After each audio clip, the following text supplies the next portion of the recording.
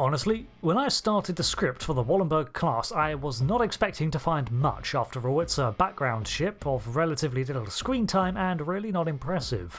I could not have been more wrong. Hi, Rick here, and let's take a look at this vessel that would save an entire species.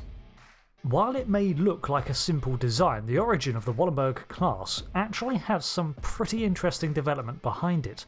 When Star Trek Picard began development, it drew on designs that were pre-established by concept artists from prior series, something that would continue on, and this craft is one such design.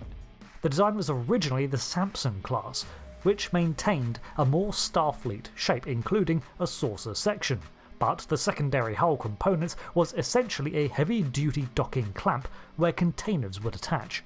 The initial ship was labelled the USS Hercules NCC 103-27, designed by John Eves, designed for Star Trek Online, but never implemented.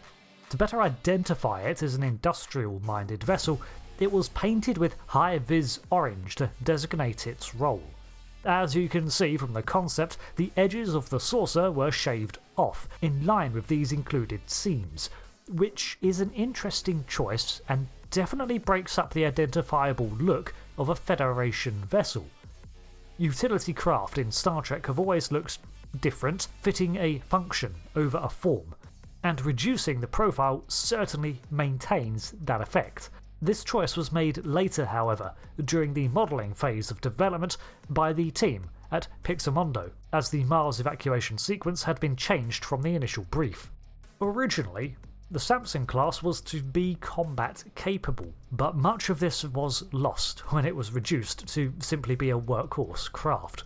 Additionally, the NCC was removed from the registries of the vessels, further creating the idea that these were more tools than functional starships. Both the names, Samson and Hercules, are references to mythological figures of incredible physical strength bestowed by a divine source. The different pods are called Atlas C for cargo or Atlas T for transport. While the eventual class was renamed to the Wallenberg class, the rest of the design carried over. Wallenberg was chosen to honour Raoul Wallenberg, a Swedish member of the War Refugees Board who helped evacuate Jewish Hungarians from World War-era Europe. While not a war but a supernova, the evacuation theme tallies with the role of the fleet in Star Trek. So, in-universe, the Wallenberg seems to have been a pre-existing class of vessel in development around the early 2380s and designed from the start to be tug vessels that could support larger operations such as recovery and construction. Because of their role, they lacked many systems that a Starfleet ship would consider standard, but were also powered up in several areas, namely their sublight manoeuvrability and pulling strength. In 2381, the Romulan supernova loomed and Starfleet instigated its largest evacuation plan yet, helmed by Admiral Picard, and the evacuation necessitated a fleet. The USS Nightingale, an already active Wallenberg Class Starship, was selected for its refits into the trial vessel for the evacuation fleet. This class was approved for obvious reasons. It already fulfilled much of the needed criteria, and Commander Geordie LaForge was placed in charge of manufacturing hundreds more built to the new specifications. While not mentioned on screens or in text, I do wonder if the pre-existing Nightingale style had a full saucer, and these were stripped back on future vessels in favour of expedience. By the next year, the first wing of the evacuation fleet was launched to accompany the exploits of Picard, who himself was on the new Odyssey class USS Verity NCC 97000. Production of these continued en masse and necessitated the creation of the A500 synth worker from Daystrom in order to work the human-designed facilities of Utopia Planitia. Check out my upcoming video on synth ships to see how that went. The ship was 298.7 metres long, without pods, and 53.3 tall. When fully loaded with Atlas pods, it was 571 metres long. Under the nose of the vessel were several storage tanks for materials, and the rear section contained incredibly strong docking clamps. If you look at the vessel, you can see two key features of its design. One is that the nacelles themselves sit on variable pylons, which can hinge to accommodate larger loads or simply be out of the way for attachment.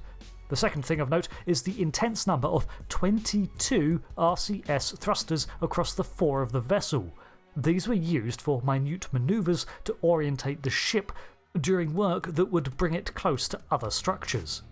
The docking hook was ejectable, allowing it to drop the cargo if needed in emergencies, a terrifying prospect if it was transporting people. With the saucer shaved down, the vessel lost some quarters and facilities that were deemed unneeded for its role, such as labs and fabrication facilities. Also lost were its primary phaser arrays, leaving it unarmed. The Atlas pods themselves were relatively simple and either specialised for large cargo bays or with numerous quarters and some recreational spaces such as mess halls if it was to transport people. They also contained warp repeaters to allow the warp field generated by the Wallenberg to extend along their length, but even with this, a maximum length was established. The Wallenberg Evacuation Fleet ships were given unique registries consisting of 3 letters, then 2, rather than the standard numbers, further enforcing their unique role in the fleet. All in all, this fleet met with a grim fate, as most of it was destroyed in 2385 when the Tal Shiar turned the A500s against the UFP. Those that survived managed to evacuate most of Mars's personnel and civilians, as well as those that were already out there aiding Romulan colonies, so it's not like the line was ended. However, Picard's efforts were halted and production was stopped on the Wallenberg, simply because Starfleet had enough of them now and no plans to use them. Ideally, I would have loved to see them pulled in for overhaul and get those saucer sections completed, giving them a little more variety and utility. But with the loss of Utopia Planitia, such a feat was likely improbable for some time. Ultimately, the Wallenberg class was perfect at what it did, and even the mass-produced versions from Utopia Planitia's Romulan plan were optimised for the role. The tragedy that befell them, however, was beyond anything Starfleet could have predicted, leaving this class with an uncertain future. Although it is likely they continued on to perform cargo runs, colony transfers, and even industrial operations.